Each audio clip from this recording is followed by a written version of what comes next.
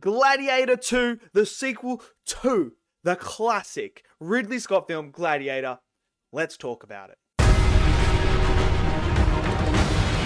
Okay, so Gladiator 2, a movie that is the sequel to something that people beloved in Ridley Scott's first Gladiator starring Russell Crowe. Now, that movie is phenomenal.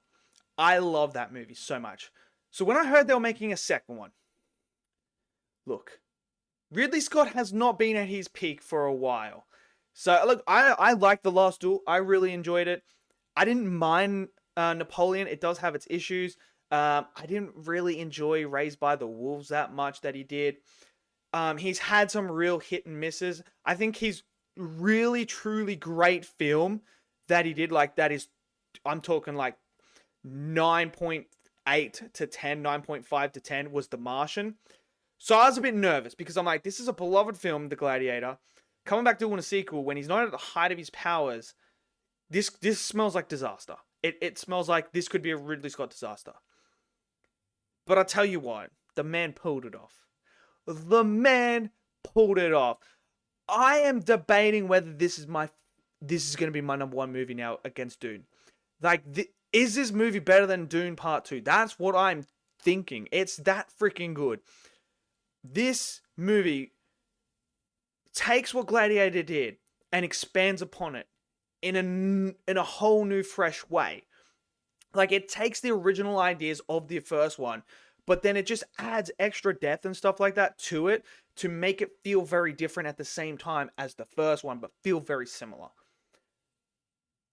I must say, the grand scale of this movie is incredible. The sets are phenomenal. And I got a little sneak preview before at this screening where they did like a 10-minute beforehand preview and they showcased you the aspects of it filming, you know, the sets and everything like that. And you can just see it. And then when you come to the movie and you see that, it's a breath of fresh air because it's not CGI'd. And this is what, look, as much as Ridley Scott, some people I know wouldn't like Ridley Scott. And I love Ridley Scott. I love a heap of his movies. He's one of those filmmakers that will go practical. And it's a dying breed because most people will use CGI and stuff like that, green screen, everything like that. But you can see all the practical and stuff like that. And it elevates this movie to the next level. When we get to the action, the action. The action is incredible, man. Whenever you're in the Colosseum, that sea battle is freaking phenomenal in the Colosseum. It's crazy. There's a scene with monkeys in it that is just unbelievable. There's the first war that you see at the start, brilliant. Just everything about it, you can just see that Ridley Scott really gave a crap about this movie. He really took everything he had left and poured it into this movie. His heart and soul is on display in this movie, something that he truly cared about. And it paid off. And the thing about each fight, whenever you see our main character that we follow, you feel the narrative, the emotional weight, the stakes of every single battle he goes through. And you can feel it. Now, I always say a good action sequence is not good because of the action. It's about the narrative it's telling. And without a narrative behind it, without a narrative purpose to the fight, it's just visual noise. This movie does not have that. This movie is just driven by narrative. Each fight has a meaning, has a progression in the story. Phenomenal. Absolutely phenomenal. Then you get to the dialogue. The dialogue is just superb. It's Gladiator 1-esque. It really is. And every time they're on screen, they're sitting in the room together, talking. You're like, this is even better than the action sequence. So I loved everything to do with that. Now let's get to the performances. Because there are going to be some Oscar nominations, potential Oscar winners in this movie. Denzel Washington.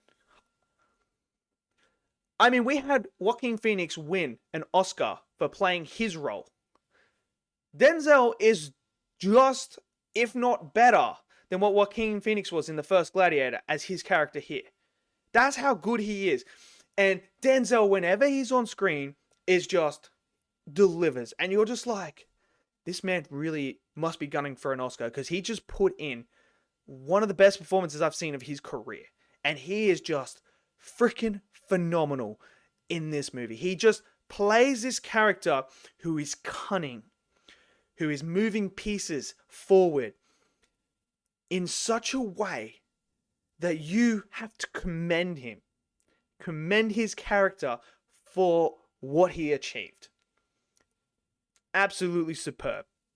Then you get to Paul, who plays the main character. I would not be shocked if he gets nominated for Best Actor as well, because he is fantastic in this movie playing this character, and he conveyed this person who has rage, who has anger towards an enemy, but is willing to give forgiveness at the same time. And the character journey that he goes on is phenomenal. It works in every single way. And when you're sitting there and you peel back every single layer of him, it just reveals this unbelievable character story from when we first meet him to when he ends and how it ends. And it just felt like a perfect arc. And the performance along the way was believable every single step. I believed this guy could beat anyone. I believed he was a gladiator. Absolutely 100% great. The Emperors. Oh man, the Emperors. They are crazy. Crazy in a good way. In a good way. When you sit up there and you see them, you're like, I don't want these guys to rule me. I don't want anything to do with it. And they just play it so well as well. And just the costumes and everything, it fit so perfectly.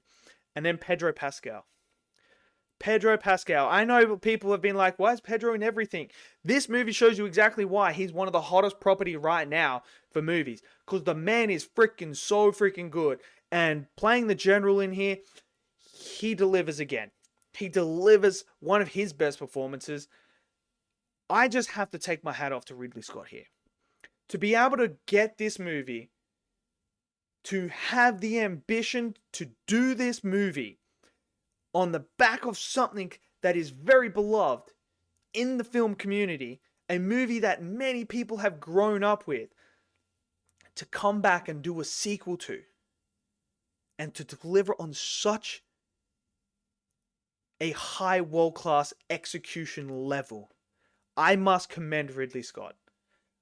I thought, you know what, Ridley Scott might be done here after Napoleon. I don't know if Ridley Scott's got another really, really good movie in him.